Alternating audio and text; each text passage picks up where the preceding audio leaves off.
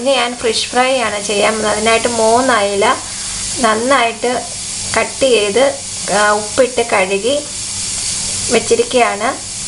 മീൻ magnet ചെയ്യാൻ വേണ്ടിയിട്ട് ഇഞ്ചി വെളുത്തുള്ളി പേസ്റ്റ് 1 ടീസ്പൂൺ, 1/2 ടീസ്പൂൺ മഞ്ഞൾപ്പൊടി, 1/2 ടീസ്പൂൺ മുളക് പൊടി, 1 ടീസ്പൂൺ കുരുമുളക് പൊടി, ആവശ്യത്തിന് ഉപ്പ്, പിന്നെ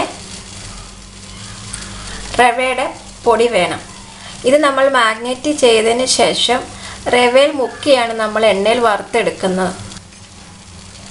പിന്നെ കറിവേപ്പില വേണം,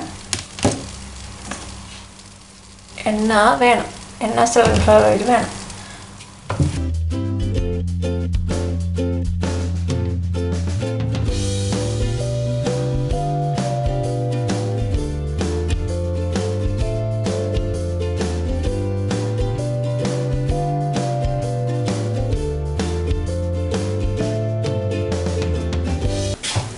ഞാൻ 3 സർവിങ് പ്ലേറ്റിലോട്ട് മാറ്റിയിട്ടുണ്ട്.